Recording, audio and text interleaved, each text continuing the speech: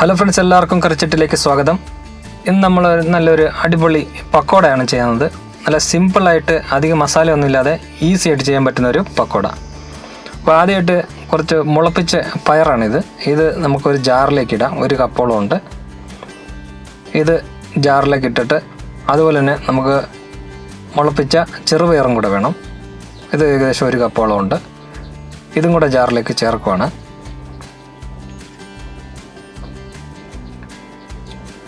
ഇതിനോടൊപ്പം അല്പം ഉപ്പും കൂടെ ചേർക്കുക. എന്നിട്ട് നമുക്കിതിനെ നന്നായിട്ടൊന്ന് ഗ്രൈൻഡ് ചെയ്തെടുക്കാം. ഈ പരുവത്തിൽ ഗ്രൈൻഡ് ചെയ്താൽ മതി.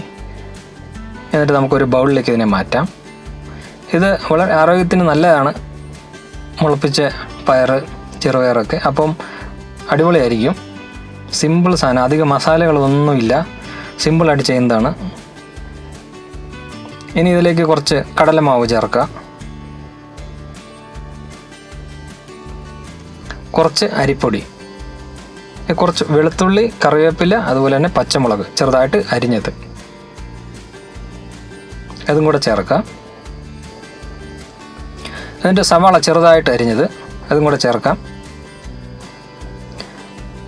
ഇത് ദില്ലീവ്സ്, ഇതും കൂടെ നമുക്കൊന്ന് ചേർക്കണം. ഇതിൻ്റെ കൂടെ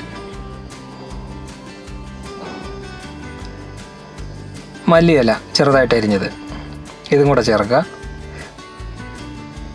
നന്നായിട്ട് ഇതിനെ ഒന്ന് മിക്സ് ചെയ്യുക.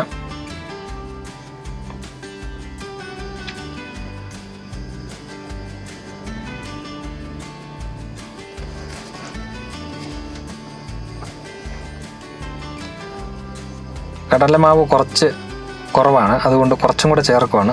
അതിൽ അല്പം വെള്ളം തളിച്ചിട്ട് നമുക്ക് നന്നായിട്ടൊന്ന് മിക്സ് ചെയ്തെടുക്കാം. നമ്മൾ പരിപ്പോടൊക്കെ മിക്സ് ചെയ്യുന്ന പോലെ തന്നെ ഇത് മിക്സ് ചെയ്തെടുക്കുക. ഇതിനകത്ത് അധികം മസാലകളൊന്നും ഇട്ടിട്ടില്ല.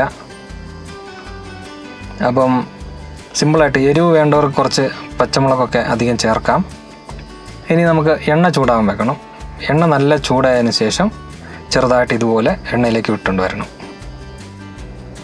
ഇത് നമുക്ക് പരിപ്പോട വേണമെങ്കിലും ആക്കാം. നമ്മളിത് പക്കോടയ്ക്ക് വേണ്ടിയിട്ട് ചെയ്തതാണ്. അപ്പം ഇതുപോലെ ചെറുതായിട്ട് ചെറിയ ഇതായിട്ട് നമ്മൾ എണ്ണയിൽ ഇതുപോലെ വിട്ടിട്ട് നന്നായിട്ട് ഡീപ്പ് ഫ്രൈ ചെയ്തെടുക്കാം. ഇത് വൈകുന്നേരം ചായക്ക് കാപ്പിക്കൊക്കെ അടിപൊളിയായിരിക്കും. നല്ല ക്രിസ്പി ആയിട്ടുണ്ടാവും, എല്ലാവർക്കും ഇഷ്ടപ്പെടും. പിന്നെ ഈ മുളപ്പിച്ച പയറൊക്കെ ആയതുകൊണ്ട് ആരോഗ്യത്തിന് നല്ലതാണ്. ഒരു കാര്യം നമ്മൾ എണ്ണയിൽ പൊരിച്ചെടുക്കുന്നതേ ഉള്ളൂ. നല്ല ഡീപ്പ് ഫ്രൈ ആയിട്ടുണ്ട്. ഇതെല്ലാം നമുക്ക് എടുത്തിട്ട് ഇനി ബാക്കിയുള്ളതും കൂടെ നമുക്ക് ഇതുപോലെ ചെയ്തെടുക്കണം.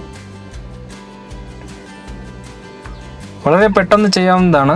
നമ്മളിത് മുളപ്പിക്കാനുള്ള ഒരു ദിവസം നമ്മൾ മുളപ്പിച്ചെടുത്തു കഴിഞ്ഞാൽ പിന്നെ പണി ഈസിയാണ്.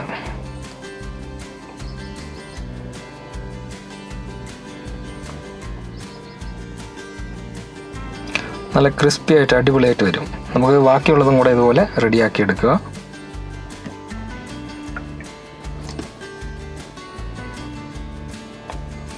നല്ല ഡീപ്പ് ഫ്രൈ ആയതിനു ശേഷം ഒരു സർവിംഗ് പ്ലേറ്റിലേക്ക് മാറ്റാം.